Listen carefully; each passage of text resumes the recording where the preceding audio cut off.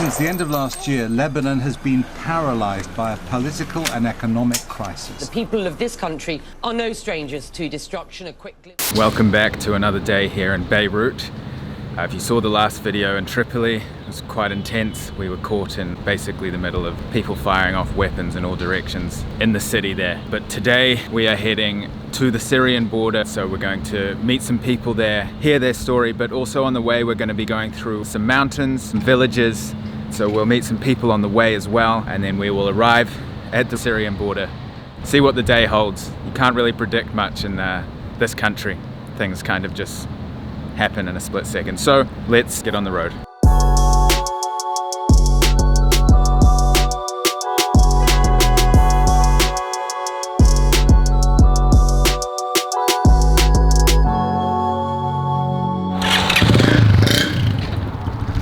Okay, so we have driven for an hour or so. We've arrived in this mountainous region. I think we're sitting around maybe 1,200 meters above sea level. And it's very, very Mediterranean vibes. You know, you could be in Cyprus, you could be in parts of Italy.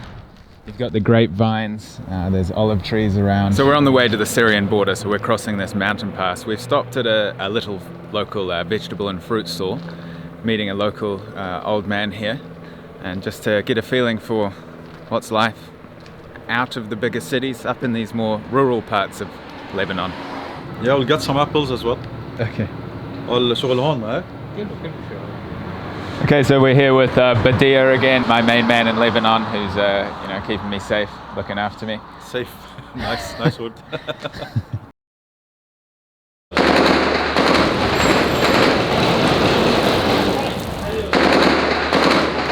So we've met a local fruit and vegetable vendor here. How is life out here in the rural areas? Is it a nice standard of living here?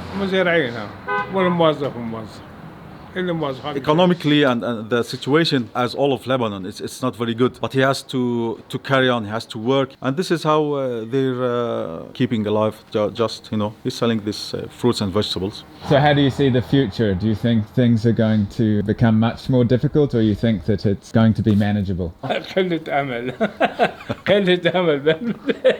Unfortunately, no. He's laughing, but politically, he's saying he has no hope for tomorrow, no hope of if the current politics persists and continue their acting as they're doing right now. It doesn't seem solutions are coming very soon unless the leaders put in a proper solution and work hard for it. But he doesn't seem to be very optimistic about what's happening, and that's the way it is. Would you say that the situation in these rural areas is more hopeful and more stable than in cities such like Beirut, Tripoli? In the rural areas like this, villages, small communities, everyone knows each other, they support each other, they complete one another. More calm in these areas rather than the capital, Beirut, or bigger cities where people don't know each other much and everyone cares for himself. Here they take care of each other. Although there's very difficult times at the moment and the future is quite uncertain, you still seem to be a fairly cheered up man and you've got a smile on your face. So would you call yourself generally a happy man? If I want to cry or want to weep, I will benefit nothing. So I have to keep my smile, I have to stay positive, and I'm a faithful person and I have to bear with it and to live my days, and I have to stay positive. That's really impressive. Shukran. Salam. So you got a big bag of grapes and apples, and how much did that cost? 6,000, 4,000, so both of them 10,000. 1 kilo of fresh apples, and 1 kilo of grapes that are originally planted here.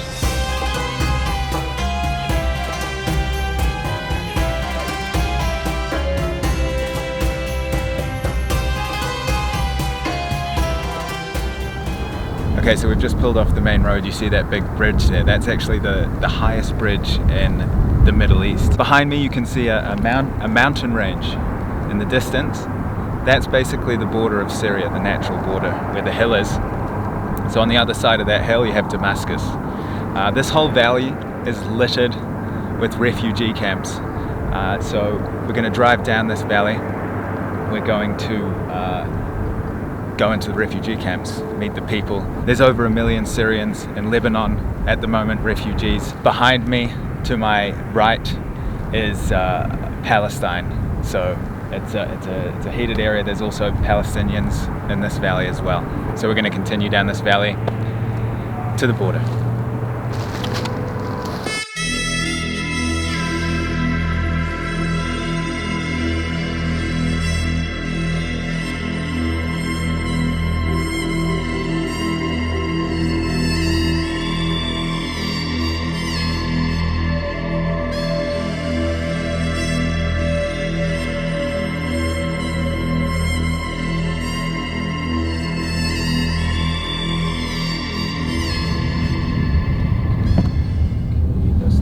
So this is the Syrian border here. We're just turning around and getting in it.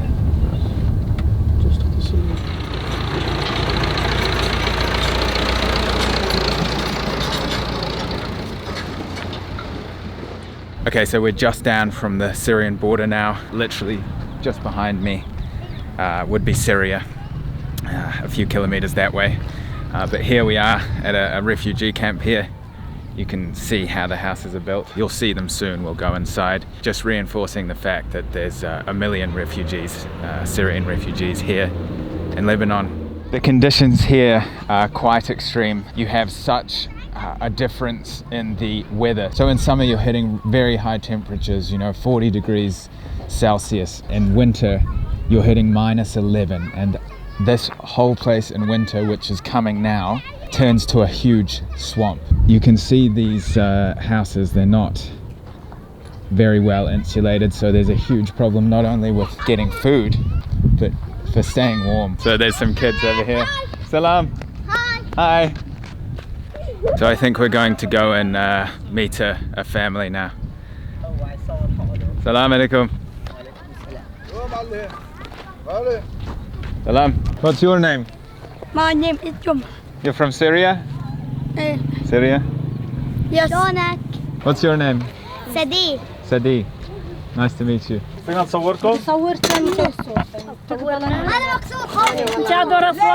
Okay, so we've come into the camps and we've met a lovely lady, Sita, 85-year-old. How long have you lived in this camp? صار لي 5 سنين. 8 والله ما أدري أنا. They've been here for the past 8 years. And why did you leave Syria? الله يساعد العالم.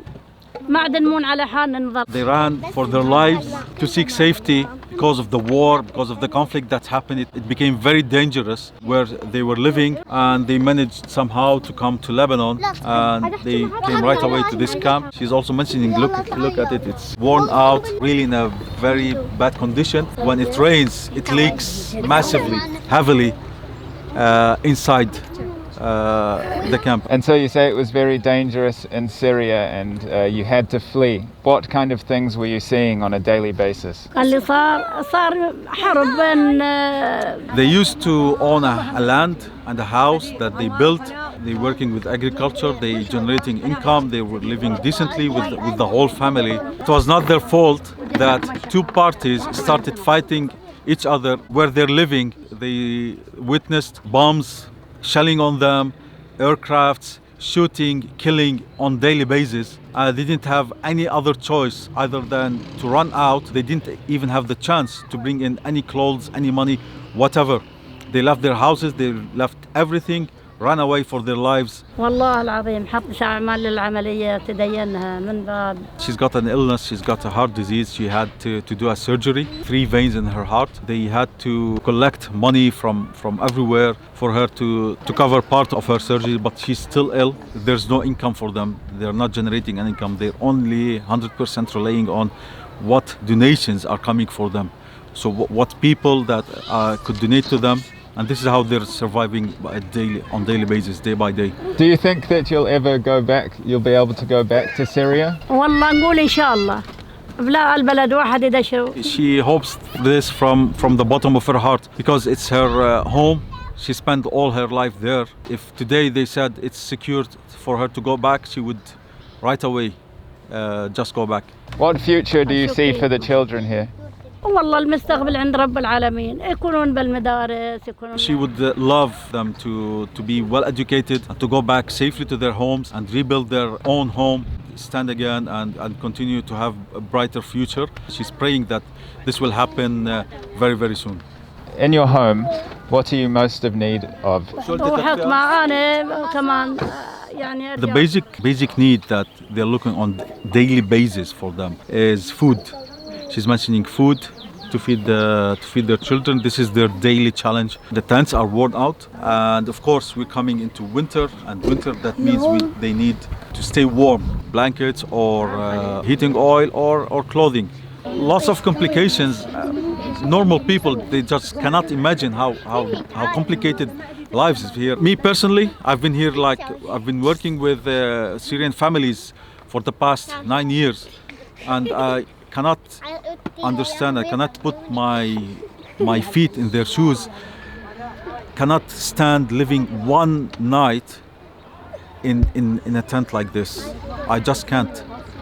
So people living there for 8, 7 years, 9 years, bearing these conditions on a daily basis, it's really harsh and hard for human beings to experience this. Especially they are running away from war, seeking security for their lives and the lives of their children and grandchildren. So the lovely lady Seta that we just spoke to has invited us into her home, which is very kind of her. So let's have a look and see how her and her family are living.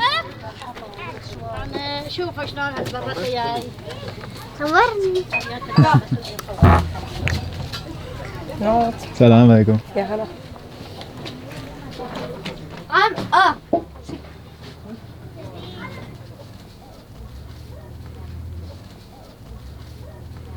So you can see the walls are coming apart here, and that's right outside.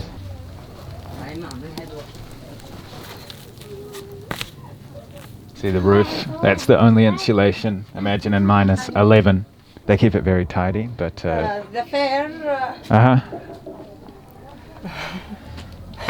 Water. Translate. Water. Water coming. Water or fire? Fire. Fire.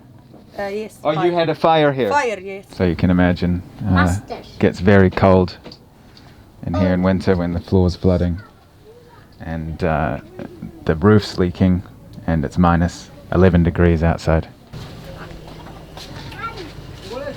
Kitchen. Kitchen. Such a lovely lady. Here's the kitchen.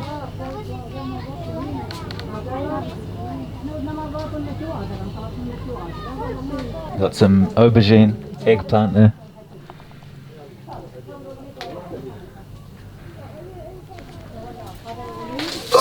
A fire. More fire. Fire from cooker? Yes. Okay. Obviously they keep these homes in great shape for what they have. It's very organized. They respect their home. You know, that there's order to it. But the only help they get here is from donations from NGOs. So they're solely reliant on that. Shukran. Thank you. Thank you. Shukran. Thank you very much. You can just see the smile on that lady's face and how she welcomed me into her home after everything that they've been through. And she's still got that huge smile. I mean, that's touching. Obviously, you know, somebody smiling isn't a representation of the hell that they sometimes face on a daily basis. But just that they have the strength and the energy to show that to somebody in the house, I think it speaks a lot about the people. Huh?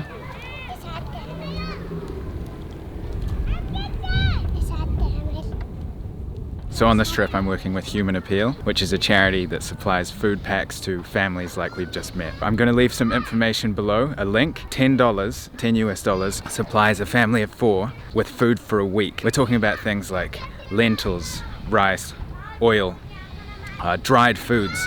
you know, things that fill the stomach and are somewhat nutritious. These are the things that these families desperately need, right? Because without donations and these organizations like Human Appeal helping out in camps like this specific one and others all along the valley here and in other places in Lebanon, they literally do not have the means to feed themselves, let alone their children. So I can't stress enough how much, you know, $10 will go. You're buying food for a family for a week. So I think that's, you know, quite profound. Hello. Hello. Salam. You want photo? Photo?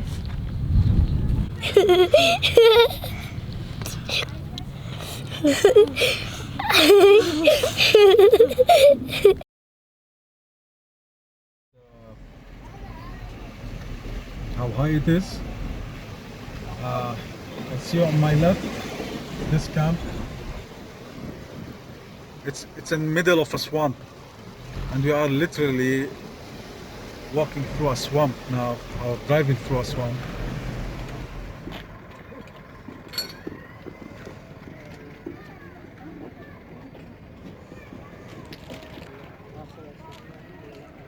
La hawla wa la quwwata. This is real life for lots of people. This is a playground. This is a playground for the children. Obviously, I'll keep emphasizing that, you know, it's a hard time for everybody. So if you don't have the money to donate, I'm not going to, you know, guilt trip you into it. I know that the financial strain all over the world on everybody because of this pandemic, it's not, I don't take it lightly. So only if you have the extra money to help out, and if you want to, then I'm going to leave a link below and feel free. Bye bye.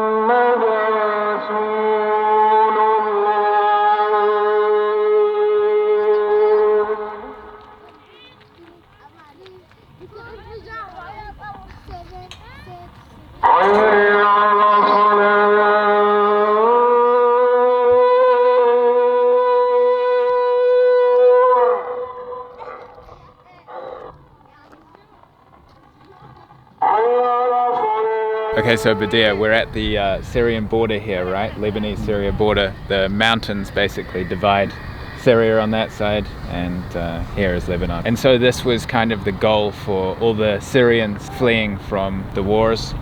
And now this whole valley is absolutely littered with refugee camps. You can see them behind here, behind here.